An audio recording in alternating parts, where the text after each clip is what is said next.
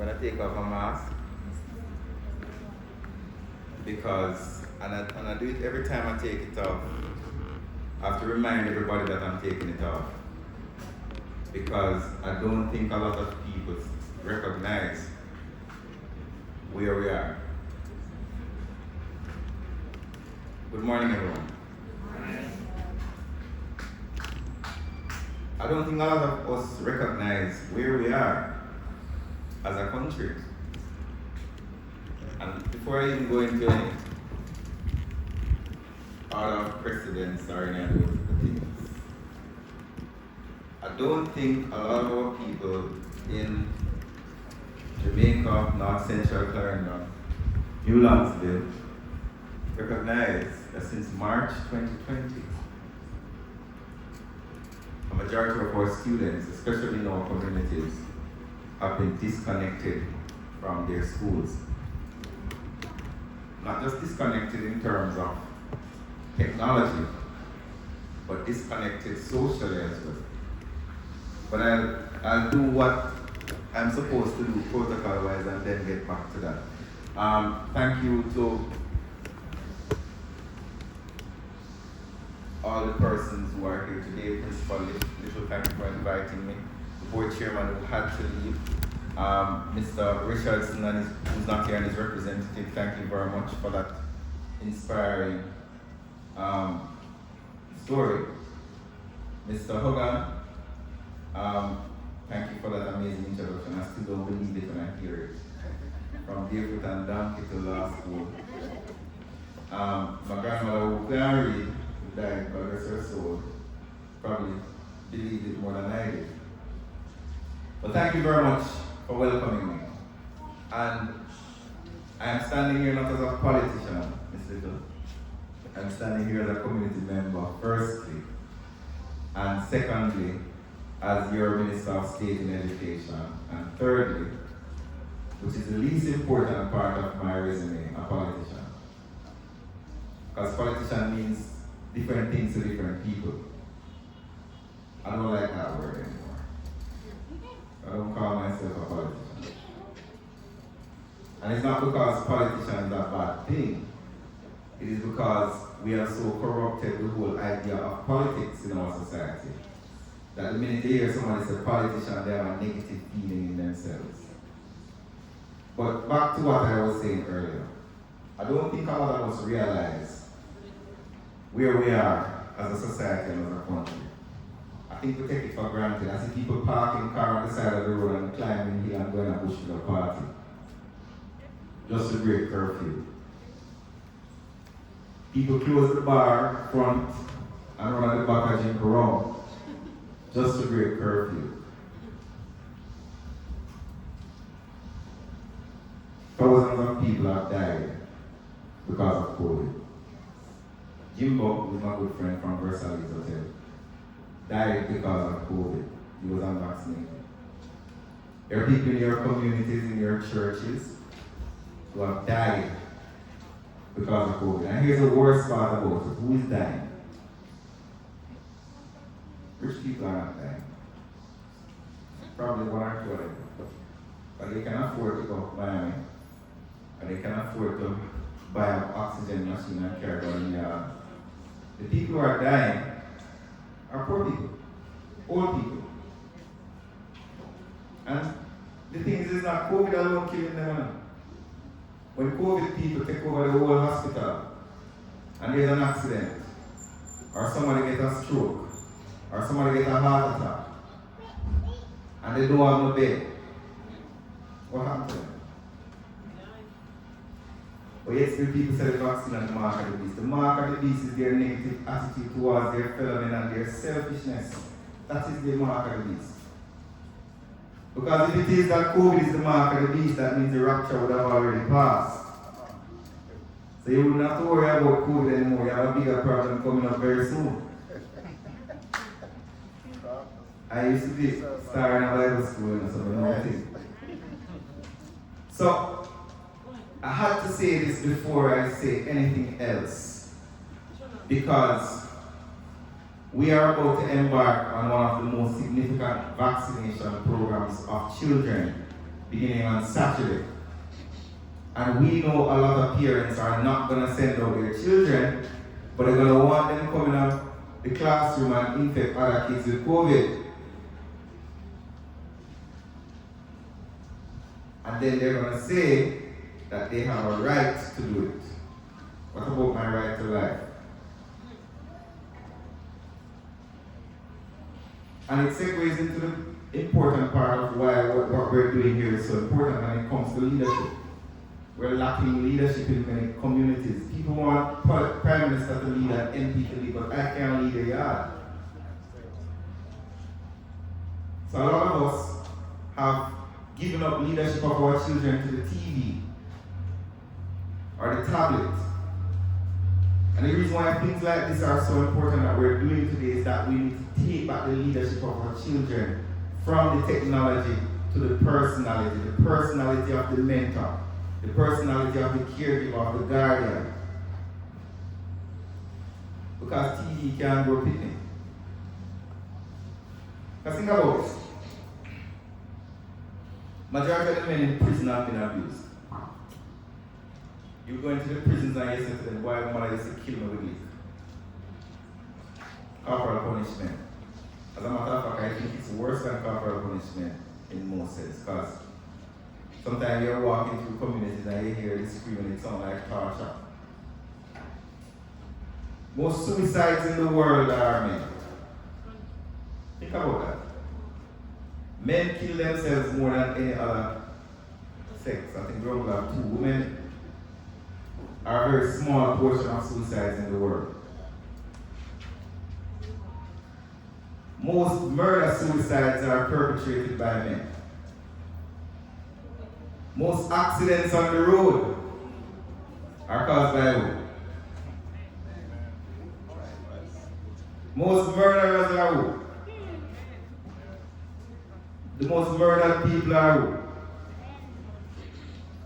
So what you find is that there's all this talk about women, and that's fine. We need to empower women. I believe in equality and equity. Women deserve an equal place. But while we are spending so much time and money promoting our women, it's like we are forgetting that the men are in crisis. And a lot of people do not want to have this conversation, because the minute you start speaking about something that is not in line with the current popular conversation, people assume that you're against it. So if you say you're promoting farmers, people say, why you don't talk about fishermen? Today I'm here to talk about men. And the importance of us recognizing that our men are in crisis, and I see every single day. Think about the scenario. Go into any home right now on a Sunday morning. Where is the daughter? Where's the daughter? Church. Where do you think the daughter would be on a Sunday morning? Church. See there at church. She does sweep up the house. She does spread the bed. She does study her book. Where is the son?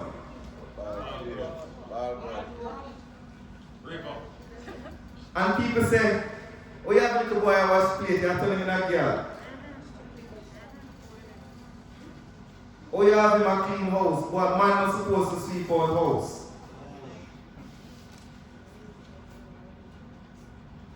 Oh, you have him a spread bed, and I wash him one clothes. My grandmother taught me how to cook, how to wash, how to clean. And she said to me, that teach you how to do it so that when you grow up, nobody will take advantage of you. And even though she said it in her most unsophisticated way, she was seeking to enforce in my mind a particular level of discipline and self-control within myself, that I can grow up and become a sensible, independent man. We're teaching our girls discipline and putting our sons in the past to grow like animals. Because when your daughter is in the house and you say, make sure you do this, make sure you do that, spread the bed, wake up early in the morning, wash the plate, study your book, you're teaching them discipline. And you send out the boy child out on the road, who are growing, who are teaching discipline. You know, has to go out to the football field with boys bigger than you, you have to fight for survival. So you learn from a young age, but you don't really have a home. Nobody don't really ever defend him, have to fight to survive in Jamaica. And then they grow up and what they do. They don't really like them yard. Whenever there's a conflict, a lot of our men resort to the instinctive fight or flight. We see it in the classrooms all the time. See the tablet that go around there, what is it? We see it in the classrooms all the time. You have a conflict in the classroom, Sister Little. And the first instinct of the male child is violence. And you cannot blame them, because it's what they're taught. When I'm thumping you, you never thump him back in their mouth. So instinctively, the male ego in our society is so strong. When I was younger, they say, don't go dance and step on a man's clocks. There is this big ego in us, as men in our society, where we are of the view that the slightest infraction against us is a disrespect and an insult, and we have to prove to everybody else that we are bad man, so we have to do something to him. But imagine, we live in a peaceful community for the most part. There are places in Jamaica where 50 years ago somebody killed somebody's uncle. And they have been reprising for the last 50 years. The people who are killing each other now don't even know why the fighting started. Some of these fights started in high school, where one family beat up one next family pitney and the war started in the community, and they have been fighting for decades because they never learned or understood, Sister Little, the importance of conflict resolution. Because there was no adult in their lives who could stop them from that path and say, listen, there's a better way. I am very fortunate that throughout my entire life, even though I may have had difficult circumstances at home, periodically there have been persons who have intervened in my life. I can remember them. Miss Phillips at Dalmasio. A short white lady teach geography. Miss Montague at Nathan Primary. She has a prep school behind my office. Miss Porteous at Clarendon College, who used to give me lunch because I never have money. When I went to Kingston, Mrs. Holness, Camila Johnson Smith, and Andrew Holness, all these people have mentored me over the years. And though at times I disagree with their guidance, eventually I found that their wisdom was sound. So it is very important that us as adults, even though many in the society no longer respect the community family, nobody can go and pick me, don't school me pick the family. I don't care, I school them anyway. Because our culture as black people is built on the community. Where we're coming from, ancestrally, it is the community that raises children. When I was growing up, my grandmother was there, my grandfather was there, my uncles were there, my aunts were there. That doesn't exist as much anymore. We're having young women and young men having children, and there's nobody to guide them as to how to raise children who have manners and discipline. So I'm very thankful that Miss Little has decided on this initiative. Our boys can, yes they can, but they cannot do it alone. So I congratulate all the mentors who have decided to take time out of their own personal lives to invest in somebody else's child. Difficult thing for a man to do, you know. Take care of somebody else's people. Because it's not in our instinct as men.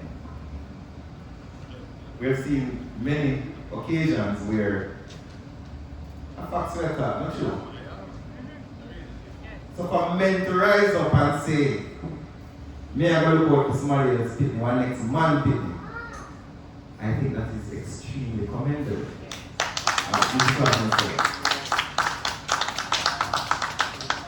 The other thing that is important about this initiative before I go, because I have to do a press conference about the vaccines in Kingston, is that it fits in perfectly with the Ministry of Education's national policy on education.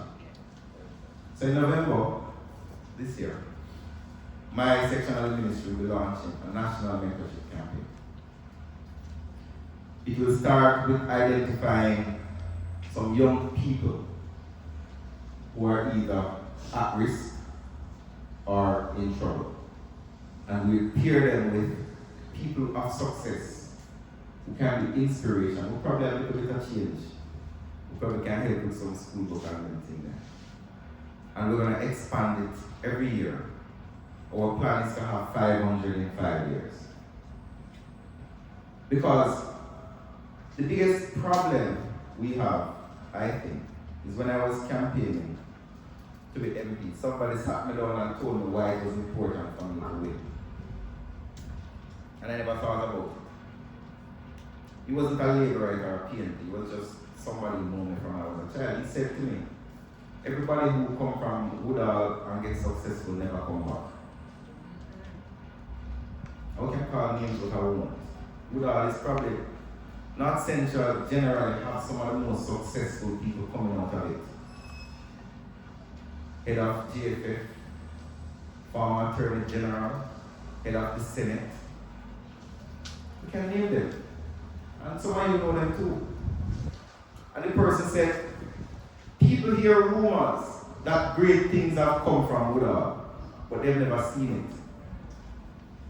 One or two times when there's a funeral, they might say a big vehicle drive come, but it left quick. And it extends to the wider constituency where a lot of the people who live here are very successful, but they don't talk about their success. You see them going to them yard and them drive out in the morning, go to work, and then drive, come back and go with their family. But they don't promote their success. So the kids who don't have no context of their existence within the community have no idea that the man who used to live beside me is now a surgeon at UA. He used to be in the back for the morning time. He used to go up bush, go look wood and go look load feed Brian. So he's now thinking that the sum total of my existence resides in this particular circumstance and there is no possibility of change. Some of them don't, but a lot of them do. So the person sat me down and said, the reason why I want you to win is not because I support the JLP or the PNP.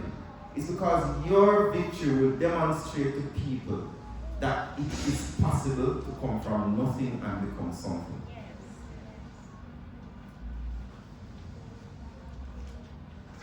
Imagine you come from Woodall and you can go up a school or boast by your friend there. So the MP come from your road. Imagine you come from Rock River and you can go boast a school to your friend there. So your neighbor, a doctor, and you come through sometime and talk to him. Imagine you come from Newlandsville and you can boast say your mentor is an accountant at Maypen. And you carry and show you how to eat with knife and fork and all of them something. Think about, as Britain would call it, the smallification of the young man when they do that to him. So it is very important, especially for us who come from here, to tell the children about the struggles that we've been through, tell them about the successes, and teach them the skills that we ourselves have developed over the years to make us successful. So my charge to the mentors today and to Ms. Little, to continue the work that you're doing. And for us as men in Jamaica to take back our position of leadership within our communities and our societies. God is very clear as to who should lead. And a lot of us have stepped back and seen our communities going down, down, down, down, down. And we're not leading. Because while one of us may not succeed, imagine if the entire church rose up and said, we're going to take control of these communities again. Imagine if the entire school population says, we're going to take control of the front of our place. Think about the difference that that would make. So I'm very happy, and congratulations to all who have decided to participate, and to the children who are going to be mentored. This is a once-in-a-lifetime opportunity for you to learn something that a teacher may not have been able to teach you. To stand beside somebody who's a mountain high, who's going to lift you up and place you above. So I ask you to continue the work that you're doing. And I thank you, Ms. Little, for always striving for excellence. Thank you very much, everyone, and have a wonderful day.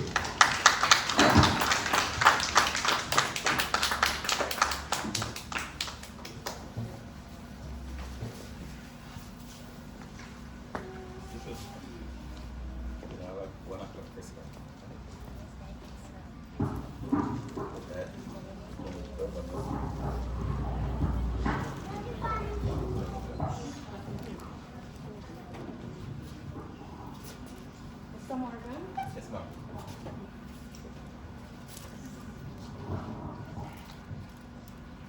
Yes, ma'am. Okay, I wish I were one of these little boys getting that speech today.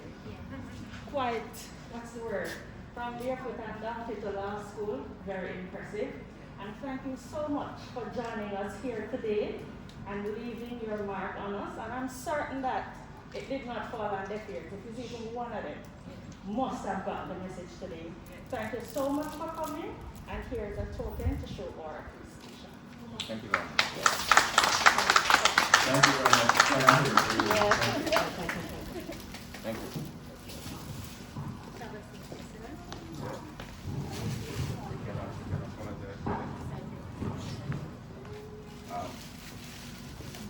As I said before, I have a press conference that I need to manage. So I have to run to Kingston right now so we can sort out the vaccines. Thank you very much for listening.